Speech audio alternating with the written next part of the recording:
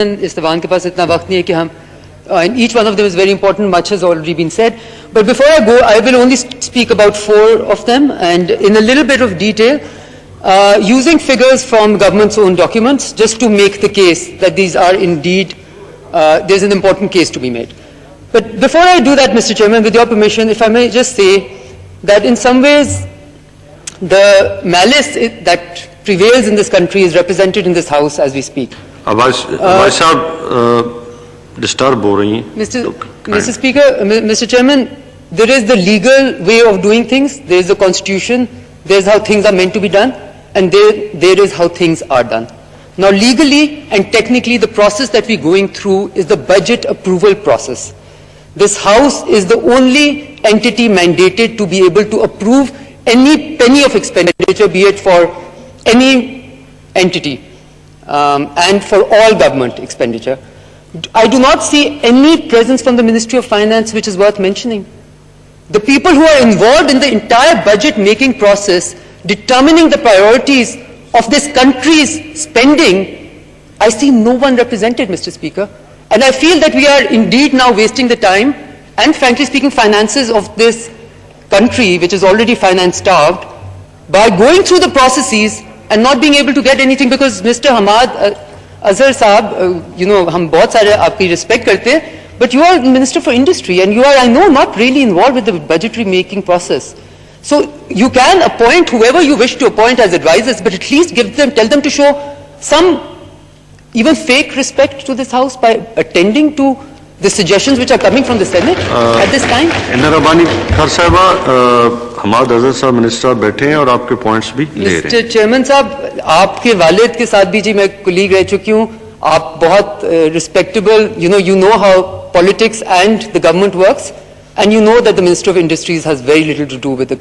So he's there in attendance and he's listening. But what I'm saying is, are we here just to talk and just to score points? I like to believe that our purpose in doing some homework and in making some points goes beyond just making points. I like to believe that all of us are here to contribute to a better resource allocation, Mr. Chairman, and that is what a budgetary process is all about, because the pie is limited and the weight on the pie or the resources that are required to be able to fulfill all the urgent needs of this country and its population are far more. So I would like to believe that this should not be an exercise in futility. Now, Mr. Speaker, as I said, I will just concern myself with 4 specific, what I consider to be exceptionally important recommendations which have come from the Senate. And I will start with recommendation number 56. The Senate of Pakistan recommends to the National Assembly that all important debt agreements must be placed before the Parliament for scrutiny immediately. Mr. Speaker, the Prime Minister spoke ad nauseum about the debt situation of this country prior to his taking power and how the previous governments made the debt situation, gave him a debt burden that was impossible to deal with. Now, Mr. Speaker, I have over here the Economic Survey of Pakistan, annexures page number 59, which tells you that from 2012 to 13, because again, numbers में हमेशा कहा जाता है, hey, फिर होगी आपने ये number किया, आपने वो number किया. Let's talk as a percentage of GDP. Debt servicing as a percentage of GDP. None of us can, contest this number. It's an uncontestable number. So from 2012 to 13 till today, these are the figures that you've given. The debt servicing as a percentage of GDP was always in the range of 5.4 to 5.8 maximum. In your previous year, it was 8.1, and provisionally only up till March, it is 6.1. Now let's go to the specific numbers. Public debt, right? Because every government which has come has said that we are carrying the burden of the previous government. Every government which has come, since as long as I remember, says कि हम पे कर्जे छोड़ गए, हम पे इनके कर्जे बुकताते आगे. But numbers don't lie, Mr. Speaker. Certainly percentages don't lie, right? So I gave you a percentage of GDP which should be, I believe, the most pertinent, specific number, right? Now, if you want to go into the nominal figures, then आप कहते हैं कि जी आपने इतना double कर दिया. मानते हैं, आपको मैं बता देती हूँ, 2008 में जब पीपल्स पार्टी हुकूमत में आई, 6.1 ट्रिलियन था आपका total public debt. Again, an uncontestable figure coming from the Economic Survey of Pakistan, page number 171. 2013 में जब PMLN की हुकूमत आई, तो ये कर्जे जा चुके थे 14.2 ट्रिलियन पे. So from 6.1 they had gone to 14.1 trillion. Then in 2018 वो जा चुके थे 24.9 trillion पे. Mr. Chairman, as we speak, up till March 2020, they have gone up to 35.2 trillion. That's an increase of 11 trillion rupees in the last year plus, in the last less than 2 years. So the context of what we say is exceptionally important. Therefore, this recommendation of the Senate, I fully endorse it, Mr. Speaker, and our party endorses it for the reason that taking on debt must be for the benefit of the poor of this country, for the citizens of this country. Another interesting detail, which frankly speaking I couldn't find the figure in any of the documents which are available with us, is that a lot of loans are taken in where you have to pay commitment charges without the loans being utilized. Hamad Sahab? I'm speaking about the commitment charges that we end up paying. And if in your winding up, if you can tell us what is the total quantum of commitment charges that Pakistan is paying on loans which have been committed by the ADB and the World Bank and many other multilateral and bilateral institutions. However, you are never able to utilize those loans, and do you know what happens? Without using that money, you end up paying interest on it, and on top of paying interest on unutilized loans, you actually also end up paying commitment charges in millions of dollars. Mr. Chairman, I believe this country can't afford that. Therefore, every document, every loan document, as this recommendation number 56 says, must be placed before the Parliament. I think the Parliament is best placed to be able to scrutinize it and to be able to make sure that it fits within the priority list of this country. Mr. Speaker, the second recommendation I would like to talk about in certain detail is the Senate of Pakistan recommends to the National Assembly that the budgetary allocation of Higher Education Commission should be enhanced to 100 billion. Mr. Speaker, again, an exceptionally important point. For the simple reason, Mr. Speaker, that we, in the resource allocation that we do, we demarcate what will determine the future of this country. We demarcate which direction do you want this country to take. Do you want to ensure that the youth bulge is an educated youth, one which is a source of progress and development to this country, or a youth which does not have access to education even if they want it, right? So clearly we are all on the same page, all members of Parliament, all parties, that Higher Education Commission and higher education is something that they should get adequate resource allocation. Now let me tell you the reality, Mr. Speaker, and again these are coming from figures which are in the economic survey or demands for grants for appropriation. Mr. Speaker, I saw something which I have never seen in documents, in government documents. On page number 71 of demands for grants and appropriation, on the heading of, under the head of HEC, Mr. There is no actual expenditure for 2018-19 given. It's a blank column. There is no budget estimate of 2019-20 given. Again, a blank column. No revised estimate for 2019-20 given. Blank column. And then there is 2020-2021 budget estimate of 64 billion. I just fail to understand how is that even possible for something like this to be printed. This looks like exceptionally irresponsible behavior. So I go back and try and figure out what the numbers were, Mr. Speaker, and you find out from previous economic service. First of all, Mr. Speaker, I want this House to take notice of this, because you cannot place documents in front of this House which are empty, which are half-filled. And we would want an explanation to this. Page number 71, demands for grants and appropriations. Mr. Speaker, we find out that in 2019-20 जो नया पाकिस्तान बनाने वाली हुकूमत जब आई, तो 2018-19 में जो the HEC asked for 103.5 billion as its allocation. The HEC was told that they could only be allocated 58 billion. That is half of what the HEC asked for. Interestingly, that happens to be even less than what the PMLN government had allocated to the HEC in the previous year. Unbelievable, does it not seem? This doesn't look like the right priority that you want to pursue. Then you find out that in the development budget also, they were only given 29 out of the 55 billion that they had asked for. And the actual allocation was about 29.47. Mr. Speaker, this year too, as I'm showing you from this document, The allocation that has been made is 64 billion rupees. This is clearly not in line with the requirements, Mr. Speaker, and therefore you have the Chairman of HEC who was left with no option but literally to go out and give interviews and say that I do not have money to give to pay salaries. Is this what your commitment to the education of the poor, of the youth of this country, Mr. Speaker? Terrible, terrible, terrible choices we're making over here. And for which Shafqat Mahmood was... And yes, and here we have to sit through the Prime Minister praising Mr. Shafqat Mahmood for his unginet services to the field of education. Mr. Speaker, yehi hai, this is the problem. Your words must match your action. We are not going to judge you by your beautiful words. We are going to judge you by the prioritization that you do that is reflected in these official documents that you have placed in front of us. Perhaps you thought we'd never go through these documents. That's the best excuse I can come up with. Mr. Speaker, uske baad, you have on, the third recommendation I would like to spend some time on is that the Senate of Pakistan recommends to the National Assembly that a realistic tax collection target should be set instead of 4.9 trillion as set by the FPR.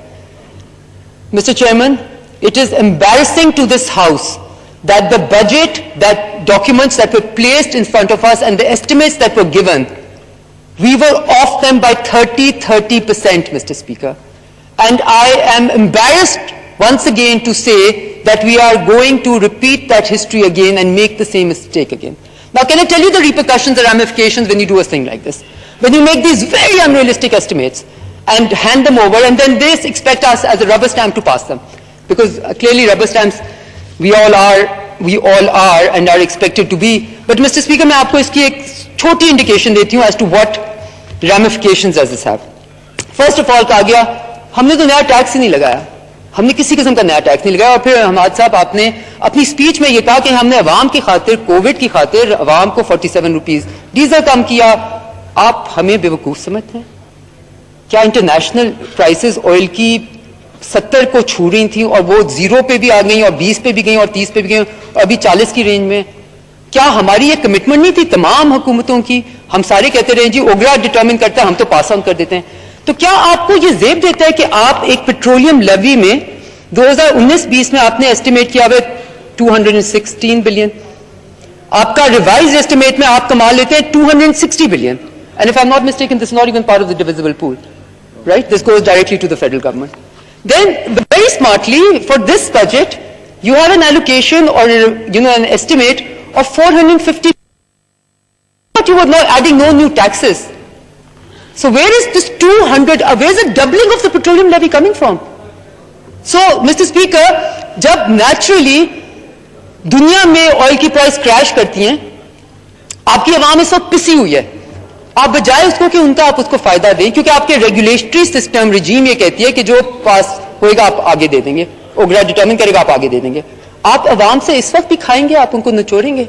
I think this is bad politics, Mr. Speaker. This is bad government and this is bad politics, and I would recommend that we not resort to such things, or at least not do it as sheepishly as do. If you have a viewpoint, if you believe you can justify it, you should openly say कि जी हमने 260 अरब रुपए हम tax की मद में यहाँ से. Mr. Speaker, I was trying to make a case for wrong assessments, wrong estimates. Now, when you make an unrealistic estimate that you're going to make 4.9 trillion in taxes, what happens is that there is this thing called the divisible pool, right? Mr. Speaker, जो बच्चे कुछ वाले लोग रह गए, if they can just pay attention to, please, these recommendations are coming from the Senate.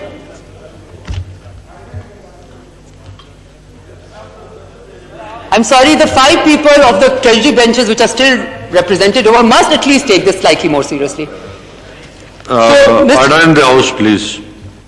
Mr. Chairman, I was just trying to give you an indication of how this creates a whole dominoes effect of wrong planning, of wrong prioritization. So when the federal government says that we will be able to collect 4.9 trillion, what happens is there's something called divisible taxes, and then Balochistan, Khyber Pakhtunkhwa, Punjab, Sindh, everybody makes an assessment from there what is their share, right? And one of them thinks their share is going to be 281, the other thinks that it's going to be 507, the Punjab thinks it's going to be 1.6 trillion, Sindh thinks it's going to be 761 billion, and guess what? You're not able to collect even you're only able to get like 70% of those taxes, and what happens with all of the provincial expenditure, Mr. Speaker? So that's why your budget making process has to be a realistic process. It cannot be a pie in the sky. It cannot be, it has to be based on fact, not fantasies. And is it not true that you actually missed your targets by 30%? And in this COVID times, the Prime Minister has agreed with everyone else that these are going to be harsh times. By saying that you're adding no more taxes, are you expecting incomes of people to increase so much that your tax pool is suddenly going to increase? So I think, Mr. Speaker, this is a very, very unrealistic assessment, and therefore I fully concur with the views of the Senate and support the recommendation that the assessment of the target should be realistic. Mr. Speaker, the fourth and the last point which I would like to speak a little bit about is recommendation number 85, which says the Senate of Pakistan recommends to the National Assembly that government should raise the amount of funds allocated for locust control in 2020-2021 from 4 billion to 8 billion, keeping in view of the losses suffered by our small farmers in the locust affected areas. Mr. Speaker, again, if we were to base our assessment of this government by the words they speak, we would all be very happy. Because the Prime Minister stood here and said that his government was very aware that in these times agriculture is an exceptionally important area, and because of COVID everything else is being deeply affected, agriculture is what requires a lot of attention. Mr. Chairman, however, what we do see is that President Zardari over here last year in the budget, during his budget speech, warned us of locust. And we see no privatization. Yes, you may have authorized somebody to spend so much money, but what effect has that had? Are the provinces not telling you that they do not have the airplanes which the federal government was supposed to send their way for this particular purpose? And if that is still not being done, then what confidence are we supposed to have in your resource allocation or, attending to this very, very important issue? Mr. Speaker, if you want to get a sense of how important agriculture is and how much it has been neglected, again, I will go back to their own figures of how agriculture has. We can't rely on how good your intentions are. We have to see how good your work is. Unfortunately, your work gives us very little to be thankful for, especially in the agriculture sector.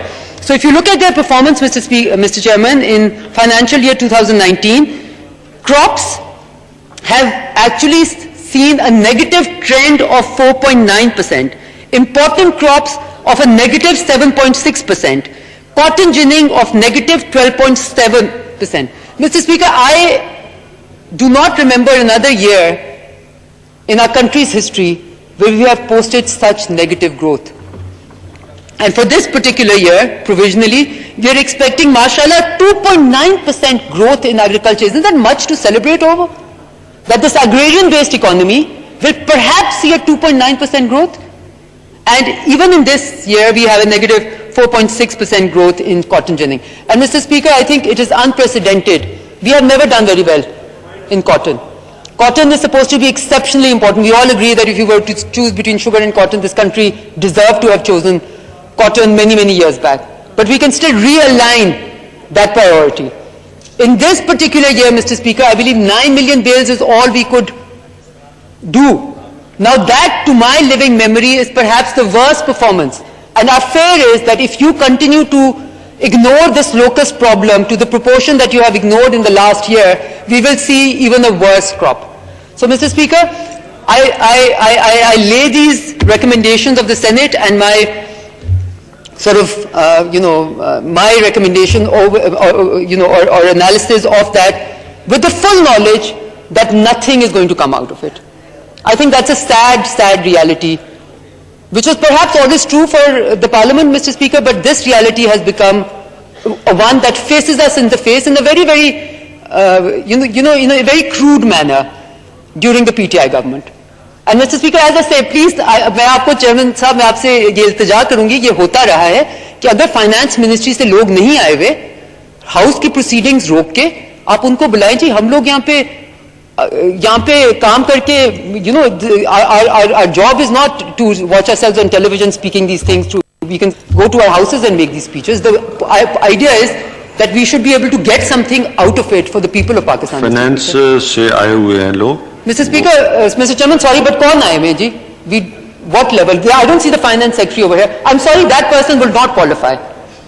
Because he's worked under me, I know what his duties are in the finance ministry.